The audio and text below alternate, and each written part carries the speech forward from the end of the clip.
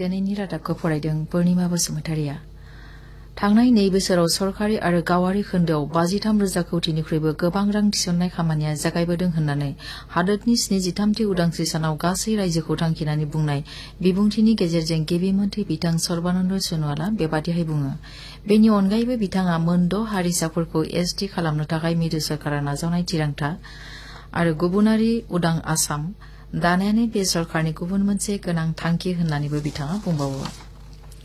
फैगौ 31 आगस्टआव एनआरसिनि जोबथा खसराखौ फोसावनाय जागोन। बेनि थाखाय रायजो सरकारा गासैबो रोखोमनि लाहार फाहारखौ खालामगासिनो दङ। एनआरसिखौ फोसावखांनायनि उनाव खायसे गाज्रि थासारि सोमजिनो हानायनि फारसे नोजोर लाखिनानै गासै आसामाव गं 14 जिल्लाफोरखौ सायख'ना दिहुननाय जादों। जाहाथे बेफोर जिल्लायाव जेबो दावराव दावसि जानो हाया, बेफोरनि थाखायबो गासैबो रोखोमनि नांगौ राहाखौ खालामखानाय जादों। फारसेथिंजाय एनआरसि फोसावनाय खामानिखौ फिन मावनाय जालिया होननानै सुप्रिम कर्टआ रोखा खालामनानै होदों। बेजों लोगोसे कर्टआ एनआरसिनिफ्राय थालांनाय सुबुंफोरनि मुंखौ 31 आगस्टआव अनलाइननि जोहै फोसावनो थाखायबो एनआरसिनि बिफानारिफोरनिसिम बिथोन हरखाबाय। धेमाजियाव 2004 मायथाइयाव उदांस्रि सानाव बमा बेरफ्रुनाय जाथायाव जिउ गारनाय सुबुंफोरखौ गोसोखांनानै दिनै दुलाराय रायजोआवनो दुखुनि सान फालिनाय जादों।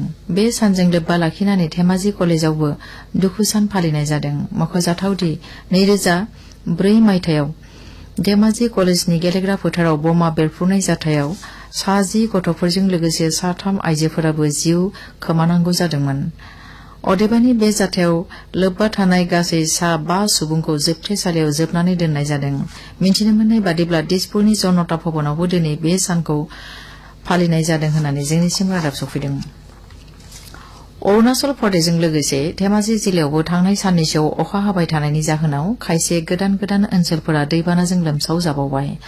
मिन्थिनो मोननाय बादिब्ला सियां दैमानि दैया बारायलांनायनि जाहोनाव जनाय महकुमानि गोबां जायगायावनो न' बां माइ आबादफोरखौ द्लाम खहा खालामदों। रायजोनि गोबां जायगायावनो थांनाय साननैसोआव जोबोद गुदुं बोथोर जानायनि जाहोनाव सुबुंनि जिउ खांनाय राहायाव गोबां हेंथा सोमजिदोंमोनब्लाबो मैया एसे अखा हानायनि जाहोनाव एसे थाजिम जानाय नुनो मोन्दों।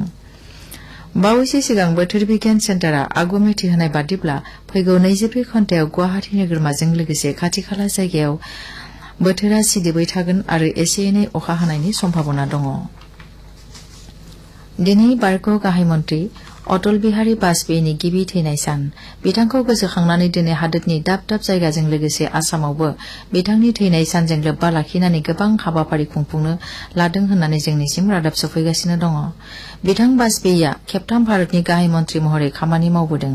थांनाय 1996 मायथाइयाव गिबि खेबनि थाखाय गाहाय मन्त्रिनि बिबानखौ नाजावदोंमोन। गिबि खेबाव बिथाङा गासै 13 साननि थाखायल' गाहाय मन्त्रिनि बिबानखौ लादोंमोन। बेनिफ्राय फिन 1998 मायथाइनिफ्राय 1999 मायथाइसिम आरोबाव 1999 मायथाइनिफ्राय 2004 मायथाइसिमबो फुराहाय गाहाय मन्त्रिनि बिबानखौ मावफुंदोंमोन। मख'जाथावदि 2015 मायथाइयाव हादोरनि बयनिख्रुइबो बांसिन मान भारत रत्न बान्थाखौ बिथांनो होनाय जादोंमोन।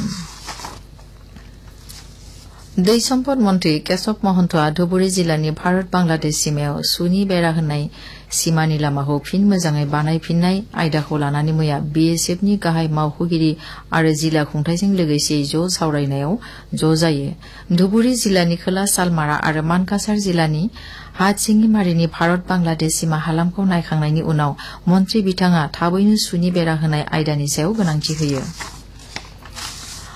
आसामनि मुंदांखा सानस्रिग्रा एलभिस आली हाजरिकाया केटलिना चेनेलखौ सानस्रिनानै बारनो हाबाय।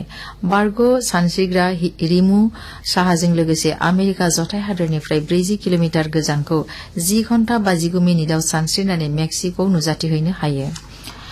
हादोरनि उदांस्रि सानजों लोब्बा लाखिनानै बे सानस्रिनाय खामानिखौ मावफुंदोंमोन होननानै एलभिस आली हाजरिकाया फोसावदों। बेनि अनगायैबो एलभिस हाजरिकाया बुंनाय बादिब्ला कार्बि आंलंनि हाग्रामायाव बुथार जानाय अभिजित नाथ आरो नीलोत्पल दासनि गोसोखांथिनि थाखायबो बिथाङा बेबायदि खामानिखौ मावदोंमोन होननानैबो बुङो। भारतनि 73थि उदांस्रि सानजों लोब्बा लाखिनानै बाक्सा जिल्लानि सिमला ग्राम्य स्टेडियामाव सिमला थानानि सिङाव थानाय बैसोगोरा नोगोरारिफोरनि बानजायनायाव सानसेनि हाबाफारिजों फुटबल गेलेनाय खुंनाय जायो। बे बादायलायनाय गेलेनायाव बे हालामनिनो गासै मोन 8 हानजाया बाहागो लाफैयो। बे गेलेनायाव कालटिया फुटबल हानजाया फिटनेस हानजाखौ 2-1 गलनि फारागआव फेजेननानै देरहानो हायो। बेजों लोगोसे जोंनि दिनैनि रादाबाबो एसेनोसै।